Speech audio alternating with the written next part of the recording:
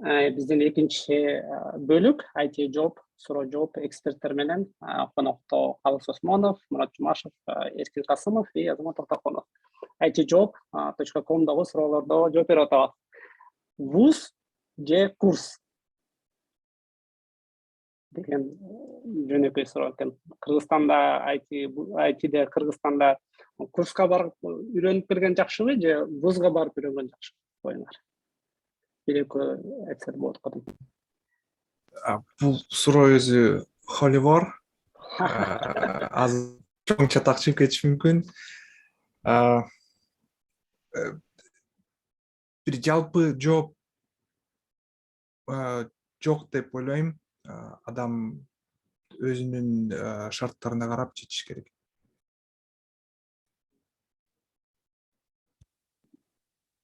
Менде жооп бар. Мен вузду бүткөм, айтишник болуп, Арабаеванын. Бирок Туратта да жооп бар экен. Туратка жөнүмө беребиз. Бирок дипломду эч качан эч бир компания сураган эмес да. Германия келчү. Анан Германия келип, жумушка барарда жумуш сураган эмес, бирок неме сураган, посольство сураган, министерство сураган, айткан, сен айтишниксиңби? Ооба, мен айтишникмин, мына 10 жылдан бери иштеп атам, резюмемди көрсөтсөм, жок, сен деген дипломун көрсөтүшүң керек дейт. Анан мен Арабаевага барып, дипломду алып, анан көрсөткөм да. Турат мырзага, Турат мырзанын да жакшы жообу бар окшойт. Турат Алыбаев тоже мугалим, айтишник калды уже. Бүгүздүң го? Рахмат, кутманды кечиңиздер менен. Негизи случайно басылып кетти. Бирок ошентсе дагы ооба, бул аябай өтө мындай оор суроо. Негизи мен окуучуларга, мектеп окуучуларына бул университетти сунуштайм. Аябай мындай күчкө салып университетти сунуштайм, анткени баягы чоң бир келечекти күтүп турган жаштар үчүн университет мүмкүнчүлүк деп эсептейм. Буга эки нерсе себеп. Бул биринчиси чынында ошондой болгондугу, анан экинчиси болсо мен өзүм ошол университетте окубай калгандыгым үчүн да, мен курста окуп калгандыгым үчүн ошого мен бүтүрүүчүлөргө, окуучуларга университетти сунуштайм. Ал эми университетке жашы туура келбей калгандар бар да, мага окшоп 30 жаштан кийин IT окушум керек дегендерге, аларга анда бул айла жок курс да. Себеби курстан университеттегидей IT тармагын толугу менен баардыгын алып чыга албайт экенсиң да. Мисалы, мен 6 ай фронтенд окудум. Фронтендтен жакшы жыйынтык чыгара албаганда, анан Flutter өтүп кетип, мындай өзүмдү куткардым десем болот да. Бирок мисалы ошол мен курстан Flutter'ди гана үйрөнө алдым деген кеп да. Мисалы дагы көп үйрөнө турган нерсе бар. Эгерде университетте окусам, дагы көп мүмкүнчүлүктөргө ээ боло алмакмын да. Ошон үчүн мен бүтүрүүчүлөр үчүн университетти, окуучулар үчүн ал эми кийин кайра кесип алмаштырып аткан же баягы 25 жаштан кийин, 30 жаштан кийин окуйм деп аткандарга айла жок курсту сунуштайм. Рахмат, аябай сонун жолугушуу болду бүгүн. Бардыгыңыздарга Эркин мырза, Калыс мырза, Мурат байке, бардыгыңыздарга чоң рахмат. Мен кошуп кетсем, чоң тема, бирок вуз болсо дагы, курс болсо дагы бул платформа да, бул только база. Же сиз мындай баштаганга эле жөндөм да. Андан кийин курс менен эле чектелбей, вуз менен эле чектелбей, андан ары дагы аракетиңизди кыла беришиңиз керек да. Бүткөндөн кийин деле кылып жатканда дагы, мисалы үй тапшырмаларды кылып, адамдар менен кезигишип дегендей. Ал курс окуган мезгилде дагы, вузду бүтүргөн мезгилде дагы бул гарантия бербейт эч кандайчы. Ошон үчүн ички кандайдыр бир аракет болуш керек.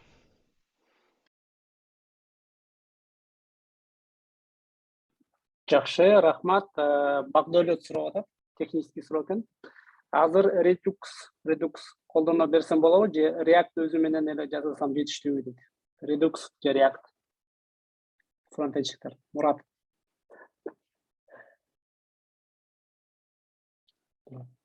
Чыгып кеткендей го. Кечиресиздер, азыр мен деп берсем болот. Менин оюмча Redux билген пайдалуу, анткени компанияга киргенде Redux эмес башка нерсе колдонушу мүмкүн. Кел биз башка бир билбейм, Mobix колдонобуз деши мүмкүн да. Эгерде жаңы баштап аткан долбоор болсо. Бирок көбүнчө биз жумушка киргенде мындан 3-4 жыл мурун жазылган долбоорлорго киребиз да. Ошондо көбүнчө эле Redux колдонулат. Ошондуктан Redux билүү өтө маанилүү. Рахмат. Мен кошуп кетсем, эгер бул Redux бул state manager, бир state manager'ди билгенден кийинкисин оңой эле болот, ошон үчүн. Бирок state manager'сиз долбоорлор эң жөнөкөй эле долбоорлор, ошон үчүн жок дегенде бирөөнү билиш керек. Ушул суроого эле уланды, Гүлзада сурап атат. JavaScript окуп бүткөндөн кийин React'ты дагы канча ай окуса болот дейт. Негизи вообще ошо фреймворкторду канча ай окуш керек? Или вообще канча ай окуш керек? Тоже холиварный суроо. Менин оюмча, мисалы мен келинчегим 15 ай окуган да. Баш аягы фронтендти. Нөлдөн баштап, HTML CSS-тен баштап, HTML CSS-ти 3 ай окушту. IT Attractor School'да. Анан JavaScript'ти унутуп калдым, канча жарым жылдай окушту окшойт. Андан кийин React.js-ти окушту да. Ошон менен баш аягы 15 ай окушту. Ошондо дагы бүткөндөн кийин бир аз кетинчиктеп, бир аз коркуп жүрдү да. Ошондуктан адамдын өзүнө жараша алат. Рахмат. Кээ бир суроолорго Мурат уже жооп берип койду, текстте айтат, что IT жооптон карагыла. IT боюнча дүйнөлүк тенденция дейт. IT дүйнөдө IT адестерине болгон муктаждык кайсыл багыт боюнча көбүрөөк, негизи эле кандай тенденция менен бара жатат? Как ортосуз? Черное зеркало. Мен бир багытын айта алам, бул клаудка келатат бардыгы. Клауд IT-ни астынан өйдө кылып атат, чынын айтсам. Ошондуктан колдон келсе клаудтан дагы үйрөнүңүз, бул технологиялардан башкасын.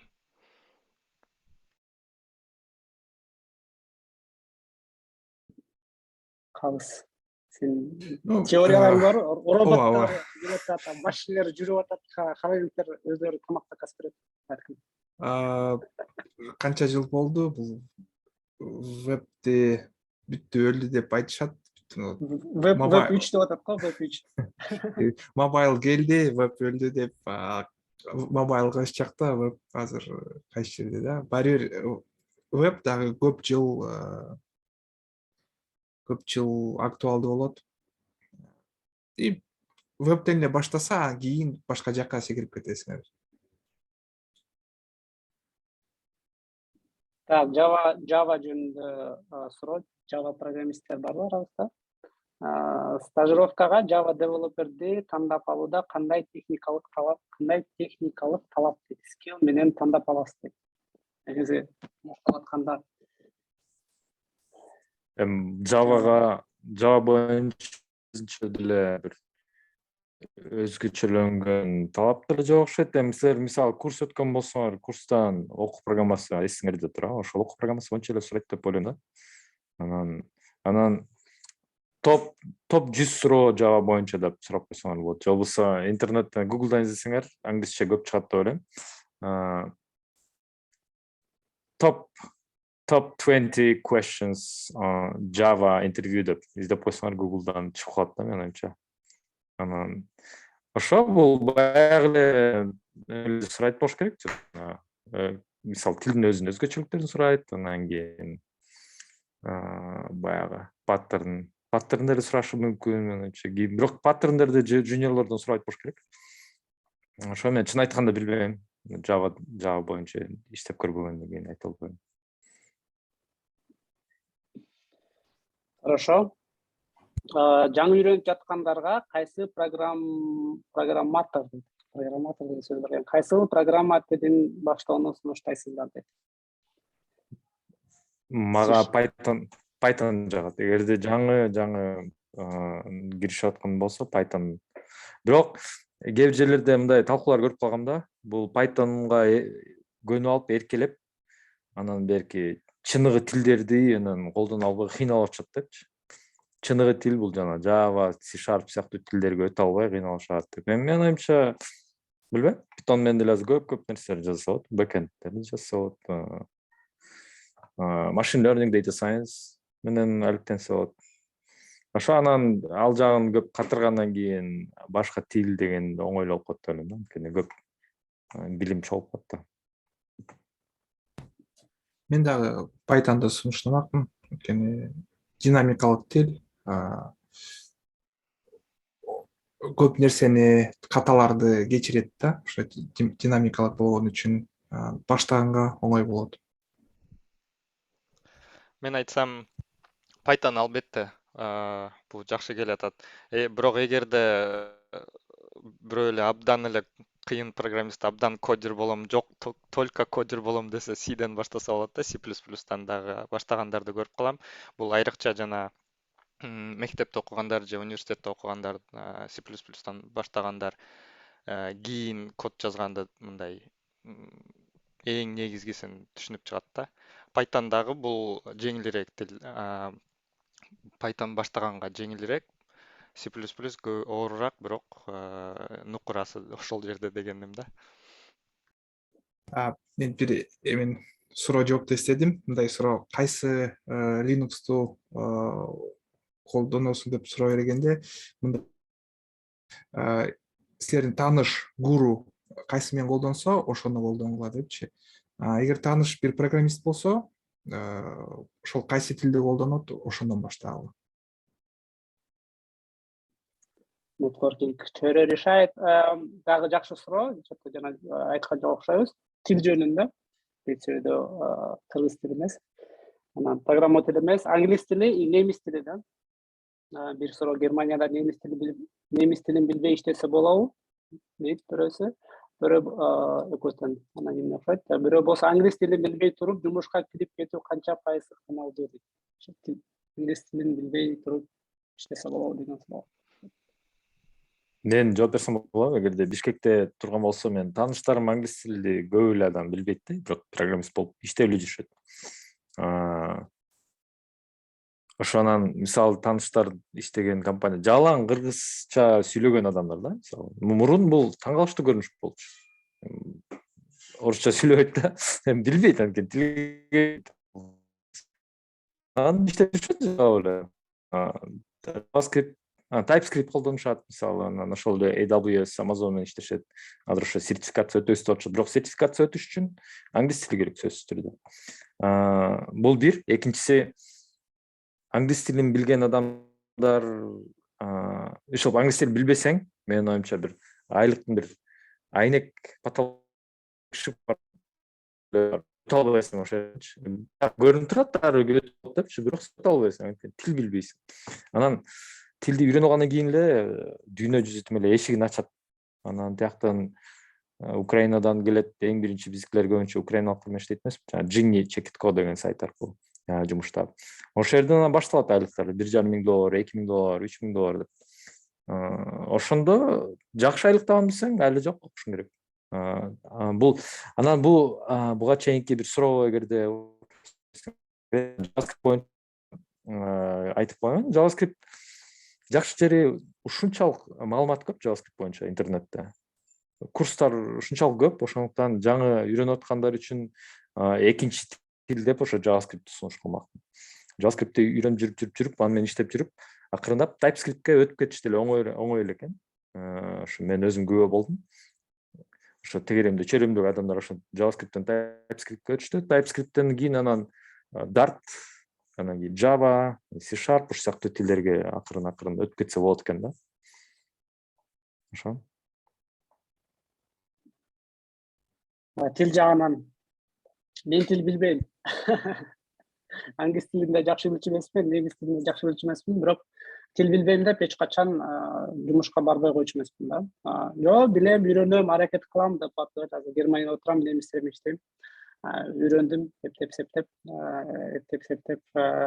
эптеп эмес, жакшы сүйлөп неметип калдым да. Эгерде бир кандайдыр бир алдымда чоң максат болсо, ошол максатка жетиш үчүн тил инструмент да. Биз кыргызбыз, ошон үчүн кыргыз тилинде сүйлөп атабыз эмес. Биз кыргыз болуп төрөлгөндөн кийин кыргыз тилинде сүйлөгөн оңой, силерге да уккан оңой, ошондуктан биз биринчи ошол жөнүндө түшүнүктөрдү айтып берип атабыз да. Албетте кийин орусча, немисче, англисче ар кандай кылсак деле болот, бирок аудиторияга жараша ушундай баштадым.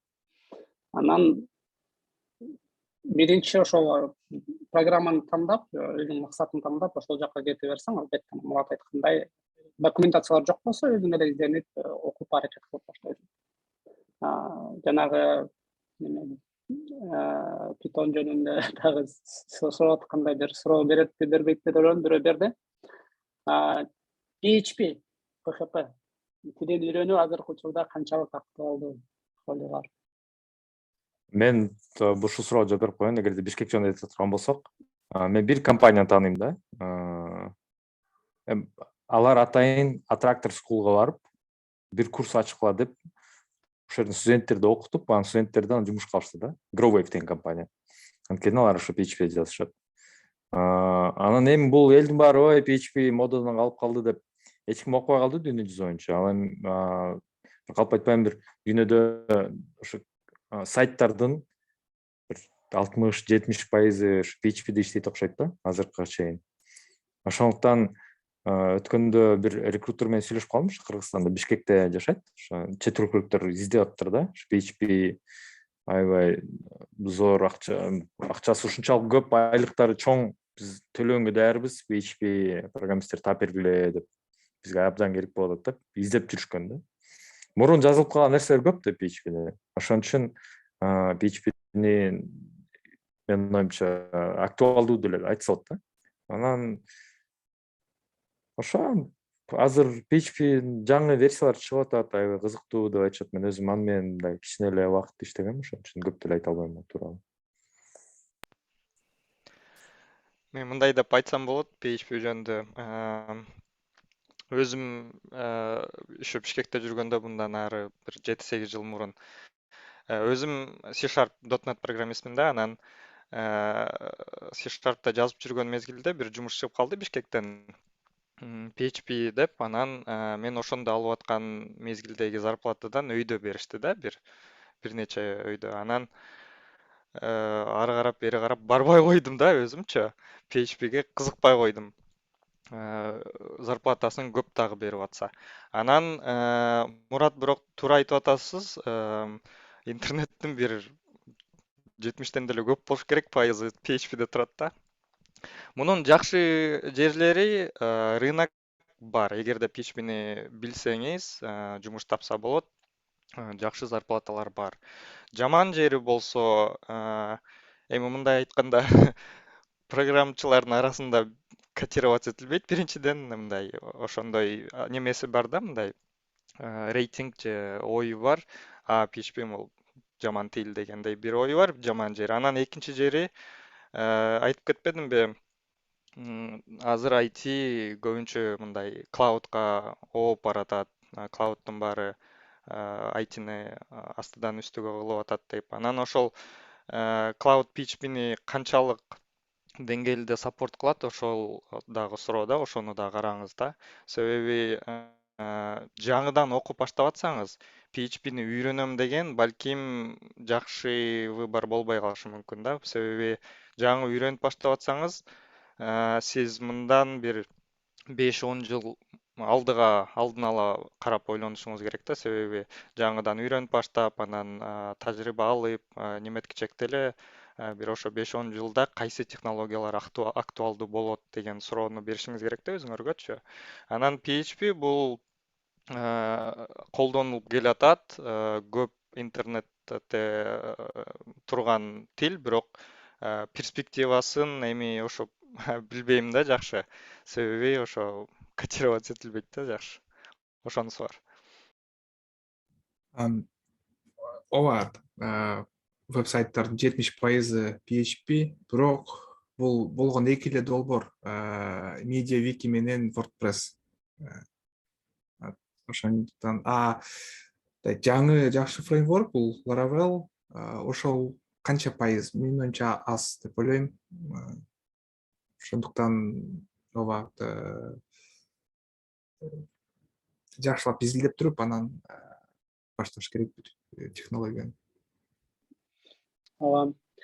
PHP-ни негизи көп жактырышпайт разработчиктер. Анан IT жөнүндө сүйлөшүп аткандай, IT компанияга кирип чоң продукт жазайын десең, албетте Python, C#, .NET, Java, анан дагы жаңы программа тилдерин үйрөнүш керек. Ошол менен кирип, анан бир команданын бир кичинекей бөлүгү болуп иштеп жүрө бересиң да.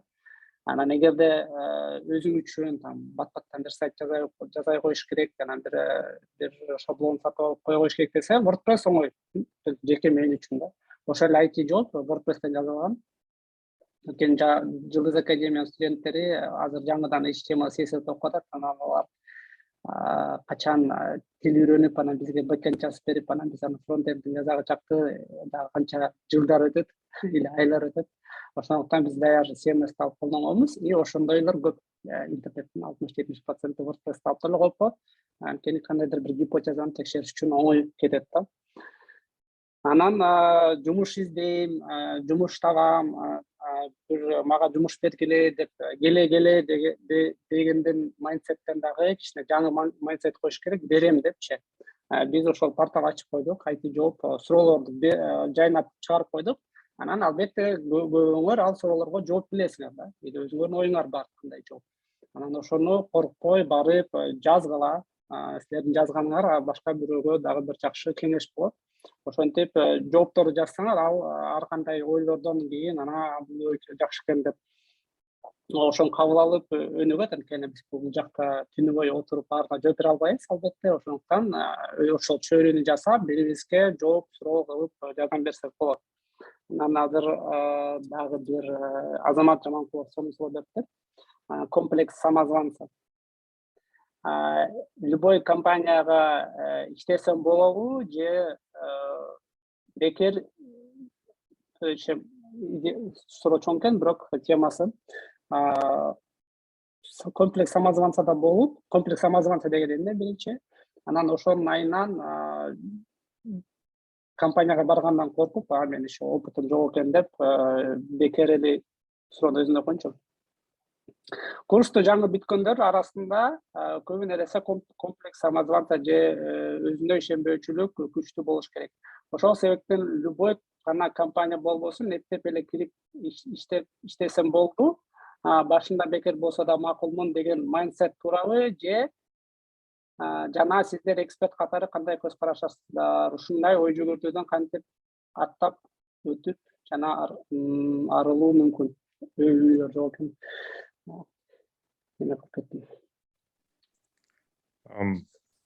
Бул комплекстен көп адамда бар да. Мисалы мен быйыл 7 жыл болду иштеп аткан IT багытында. Дагы эле бар да. Мен чын эле ошону биленби деп. Бирок барган сайын бул азайып баштайт да. Барган сайын мен эмнени билем, эмнени билбейм деп. Мисалы мен өзүмдүн деңгээлим синьор эмес экенин билем.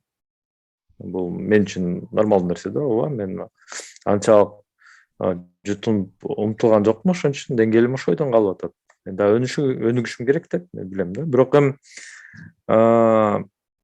такыр эле резюме бербей жүргөн учурлар дагы болгон. Анан апыртып бир жолу бир компанияга кирип алып, жарым жылда көчкө тээп кубалап жүргөндөрүм да биле болгон, андай дагы. Ачык, сөздүн ачыгы. Ошондой учурлар болот. Ошон үчүн бир кандай бир балансты табыш өтө кыйын да. Анан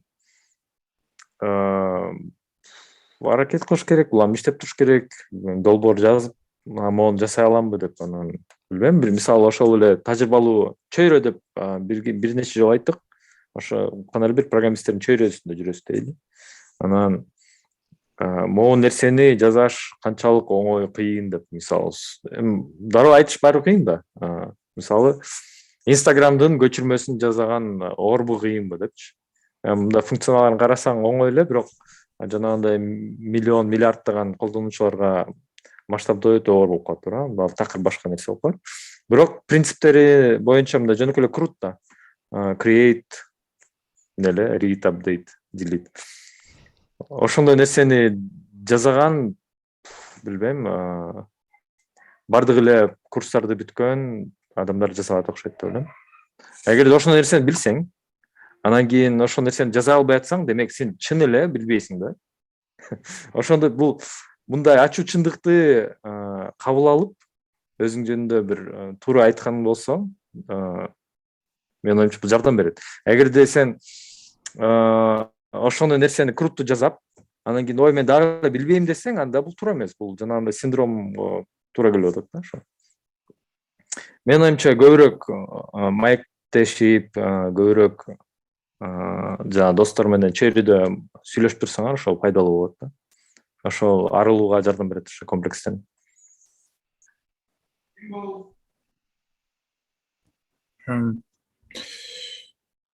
Так,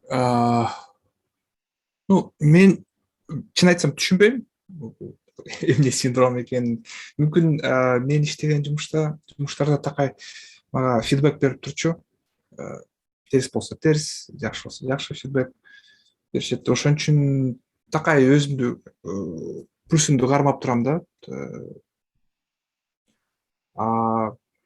Мен билгенден, ну, Вартановду баарыңар эле билесиңер. Аны Рубиконфко бул дүйнөлүк конференция, ошого чакырып, ал ошондо сезген экен да, импостер синдромунду. Өзүнө сурайт экен да, мен бул ушунча аудиториянын астында өзүмдүн көйгөйүмдү, өзүмдүн презентациямды айтып бергенге укугум барбы, ошо опыты барбы деп. Бирок мен андай шарттарда болгон эмесмин. Жумуш боюнча, мен оюмча да бул импостер синдром иштин башында эмес, бир ортосунда келет экен да, мен окугандан. Как hard skill өсүп, бирок soft skill'дин жетишпегендиги үчүнбү? Мурат айтып кетти, жаңы жумуштан кирип, мен ошол өзүмдүн ордумдабы дегенге. Мен мындай кеңеш бермекмин. Бир маселе, макала окугам. Ал жакта мындай сунуш берди. Эң көп дегенде 2 жыл бир компанияда иштегиле деп сунуш берет да. Андай болбосо, эгер андан көп иштесеңер, өсүү токтоп калат деп. Ошондуктан даже компания жакпаса, өзүңөрдү өз ордуңарда мындай сезбесеңер, таймбокс деп коет. Мен 1 жыл иштейм, андан кийин алмаштырам депчи. Ошон үчүн такай эксперимент кылып кыймылдап турла да.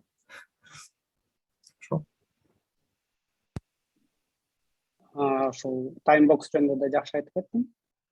Негизи Европада дагы ушундай HR-лардын арасында бар. Компанияны аябай бат-баттан алмаштырбаш керек. Сендер кетип компанияны кетип атат деп өзүнчө бир неме пайда болуп калышы мүмкүн да. Ошондуктан биякта где-то 2 жыл берет бир компанияга. Анан ошондуктан бир компанияга киргенде 2 жыл иштегенге аракет кылыш керек. 1 жыл иштеп кетип калбай. Бирок 2 жылдан баштап 3-4 жылга баратканда тоже ойлонуш керек да, бул жакта адам эмнеге бир жерде кечке иштеген, алмаштырган эмес депчи. Ошон үчүн Калыстов айтат, бир убакыттан кийин башка өзүнө вызов кылып, башка ишке киргенге аракет кылыш керек депчи. Кыргызстанда жүргөндө мен негизи менде аябай көп чоң комплекс бар, ошол комплекс синдром самозванца. Ошон үчүн негедир бэкэндчик болгон эмесмин, башында ошон үчүн жакшы дизайнер болгон эмесмин, мага верстальщик жакшы болчу да. Бишкектен 4-5 компания иштеп, уже потолок болуп калганда, кайсыл компанияга барсам деп анан четверка иштеп кетейинчи деп четверка кетип калгам иштегенде. Ошол да биздин убакыт аяктап калды, достор. пландаштырылган. Конечно, көп отуруп бири-бирибизге суроо жооп катары отура берсек болмок. Бирок эми кечиргиле кээ бир суроолорго жооп бере албасак же айтпасак, ал болсо жазылды, анан балким башка бир дагы эксперттер келип текстовый жазып берет. Болбосо биздин эксперттер дагы чакырып атабыз. Убактыңар болгондо кирип текстовый да жооп берип койгула кимге эмне. Силер дагы бири-бириңерге жооп берип тургула ошол сайттан. Башка бир нерселерге көп алаксыбай, жумуш издөө, IT издөө деген көп энергия керек, көп фокус керек. Биздин азыр жашоо аябай оор. Саясат күчтүү болуп атат, экология, экономика, көп нерселер сени бузат. Андан алар бузбаса деле социалдык сеттерди бузуп салышы мүмкүн. Ал жакта дагы аябай отвлекающий көп. Ошондуктан сайтка кирип, фокус кылып, китептерге сунуштагыла, жооп жазгыла, ошол жоопту издеп көргүлө, программалар жазып көргүлө, ар кандай иштер жазып көргүлө, силер жасаган нерсеңерди натыйжасы эмне болду, ошолорду жазгыла, бөлүшкүлө. Жок, бизге сайт жакпайт, ал деген аябай эски десе, анда дев курултай деген чат бар, IT программисттердики, ал жакта матерый программисттер отурат. Ал жака барып кодить эткиле. Мурат ал жакта оунер, админ. Ошол анан биз эмкиде дагы жолугабыз, буюрса башка дагы эксперттерди кошобуз. Кандай эксперттер кошом десе тоже сурагыла, буну чакыргыла, тигини чакыргыла деп. Балким дагы Patreon ачып, ошол Patreonда алар менен дагы өзүнчө бир сүйлөшүүлөр болот. Ошол фидбектериңерди жазгыла, IT жооптун Instagram, Telegramдарына жазгыла. Ошол келгениңиздер үчүн чоң рахмат. Оорубагыла. Чоң рахмат. Рахмат чоң. Чакырганыңарга, Азамат чакырганыңарга рахмат. Угуучуларга ийгилик каалайм.